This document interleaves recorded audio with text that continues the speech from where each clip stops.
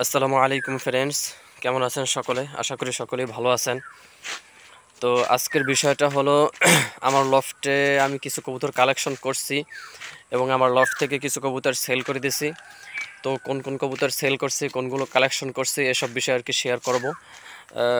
Totally আর কি আমার লফটে কোন কোন কবুতর আছে, নতুন কোন কোন কবুতর আমার আগের ছিল, এসব বিষয়ে আর কি দেখাবো।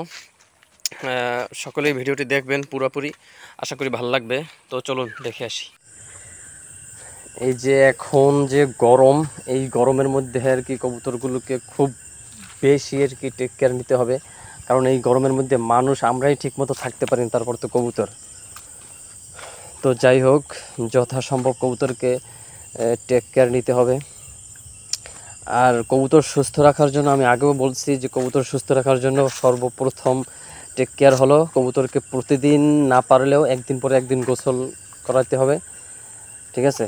গোসল না করালে আপনার কবুতর যতভাবেই চেষ্টা করেন কবুতর সুস্থ রাখতে পারবেন না এই গরমের মধ্যে।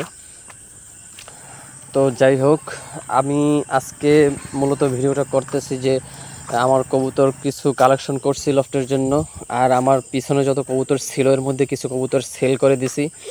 তো এই বিষয়ে আর কি আপনাদের সাথে শেয়ার করব। তো আমার কবুতর ছিল অনেকগুলো, প্রায় 30 পিসের মতো কবুতর ছিল, রেসার এবং গিরিবাজ সব মিলাইয়া। এখন বর্তমানে আমি কবুতর রাখছি আমার লফটে 11টা কবুতর রাখছি, বাকিগুলো সব বিক্রি করে দিছি। তো আমার পছন্দের কিছু কবুতর রাখছি, বাকিগুলো আমি সেল করে দিছি। গিরিবাজ রাখছি 5টা, আর রেসার রাখছি মাত্র 6টা। তো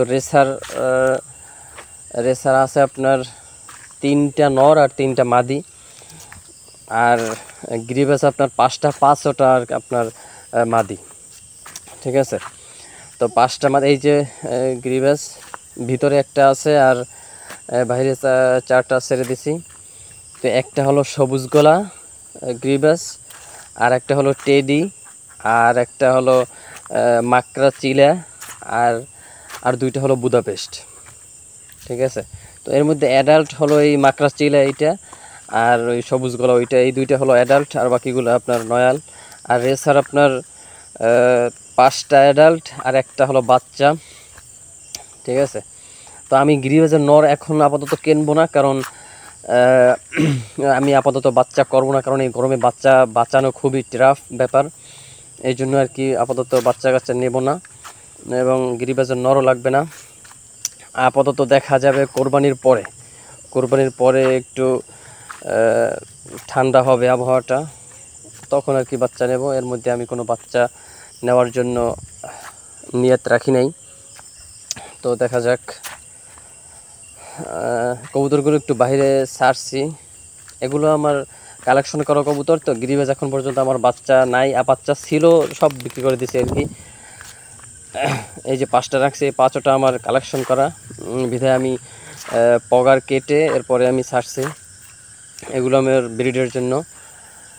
আর রেসার 5টা আমার, একটা আমার ঘরের বাচ্চা, আর 5টা হলো কালেকশন করা, ওগুলো ভিতরে আছে।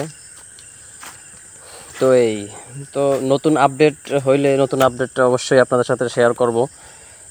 আপাতত এ পর্যন্তই।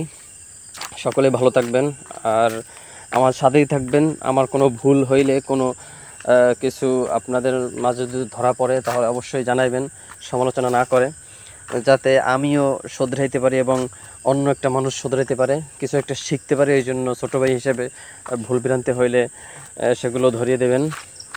আশা করি সকলে ভালো থাকবেন, সকলেই সুস্থ থাকবেন। আসসালামু আলাইকুম।